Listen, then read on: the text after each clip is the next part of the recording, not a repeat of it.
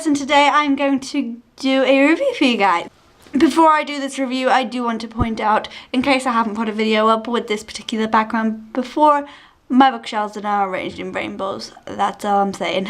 So, my book review is of Dark Days by Kate Ormand. This is the cover on my Kindle. I got this book for review via Edelweiss, whatever that website's called. I will link Edelweiss down below.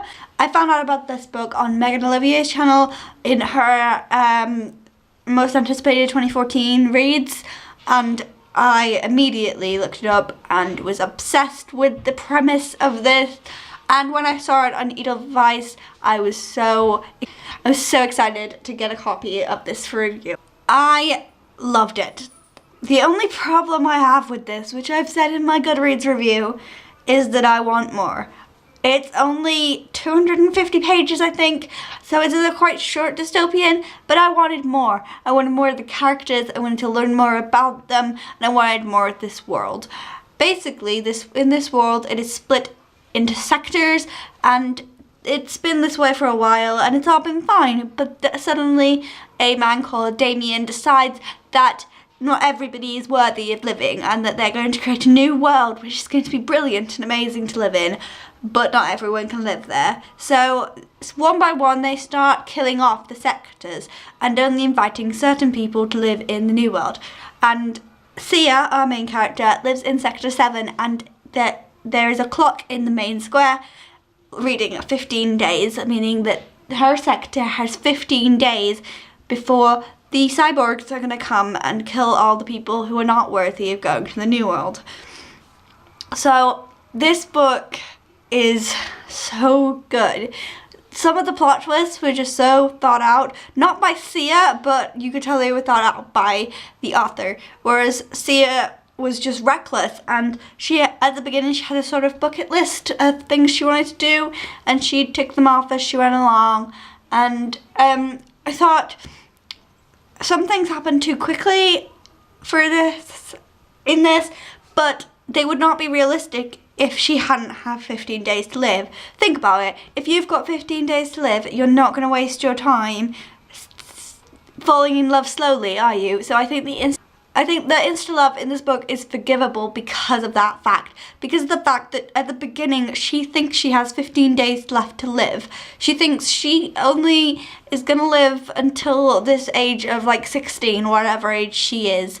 And then she meets this boy called Mace, whom I love, and he tells her more about rebel forces, and that she does not have to just admit herself that she's going to die. She can fight back against these cyborgs. But the only problem is they don't really know what the cyborgs look like.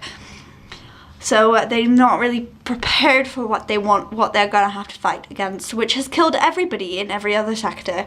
And I loved Sia's thoughts, and I loved her relationships with other people, and I thought there was nothing that was just glossed over. It was different than most dystopians I've read, but it was a good different. And there were things that I was shouting at Sia for being so stupid about, but then I realised that if I only had 15 days to live, I probably would be reckless too. Because what does it matter if you die? You're only missing like 15 days of your life, tops.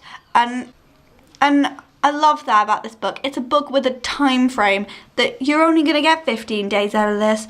That's your lot. You're getting 15 days, and you know from the start that something is going to happen on the 15th day, that either she's going to die or she's going to survive, and it's so good. And the ending, I think, was the best part. I'm not going to spoil it because this book does not come out till June, and I know some of you will want to read this book, but the ending is the best part. So if you're a little bit bored around the middle and you're thinking about putting it down, don't, because the ending is worth it. And I just want a sequel. I mean, there's no planned sequel for this yet, but I really hope there will be at some point, because it is such a good book and I want more of this world. A sequel, a prequel, anything, so that I can get more of this world. I also like the little side characters. Like, I loved Lily, and I really wanted to know more about Finn and his relationship with both Lily and with Sia. I think it was really interesting to think about, and that he had a crush on Siri I think was really, really funny, but it was kind of glossed over. I think that not really anything came of it, but I really, really enjoyed this book, and you'll see by my tweets on Twitter how much I enjoyed this book. So yes, you should go read this when it comes out in June. Pre-order it now.